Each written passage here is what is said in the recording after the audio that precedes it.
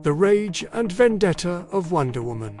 The last night stand, the rain was relentless that night, thick, punishing sheets pounding the ruins of Washington D.C. The city was a charred corpse, its skyline broken by collapsed monuments and skeletal towers.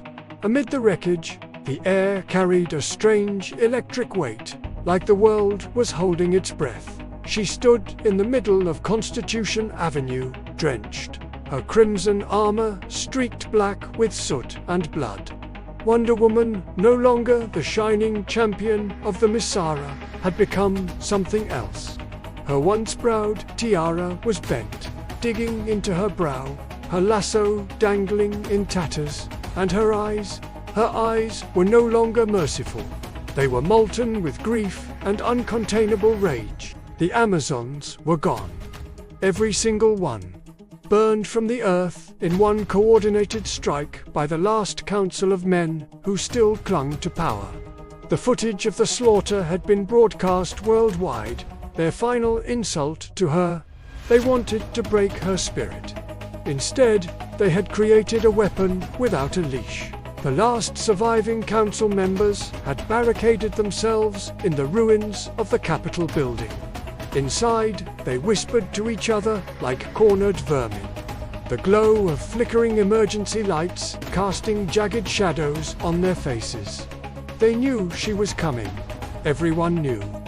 Outside, the storm cracked open the night sky, and with it came the distant sound of footsteps. Not rushed, not frantic measured, inevitable. The sound of a predator. She entered the building without a word. The massive front doors didn't creak open, they tore from their hinges, exploding inward in a cloud of splinters. The men scrambled, weapons shaking in their hands. Her shield was gone. She didn't need it. She caught a rifle bullet mid-air, the casing hissing as it pressed into her palm. Then she moved. It wasn't the graceful ballet of the hero people remembered. It was raw, brutal efficiency. Every swing of her sword was a thunderclap. Every strike a death sentence. Mercy died with them, she growled, her voice breaking on the edge of tears.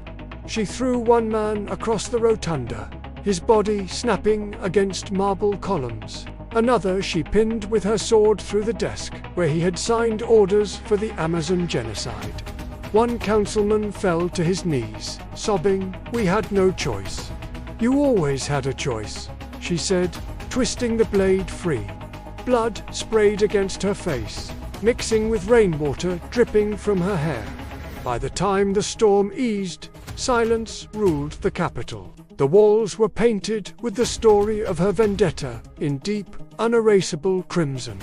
She stood alone in the chamber, breathing hard, hands trembling not from exhaustion, but from the rage that still boiled inside her, looking for more targets.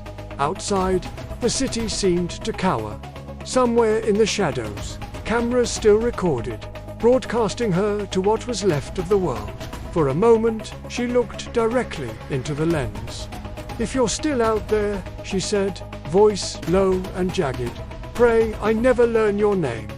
Then she vanished into the smoke, leaving only the echoes of her footsteps, then the certainty that Wonder Woman was no longer anyone's savior. She was the storm, and it wasn't over.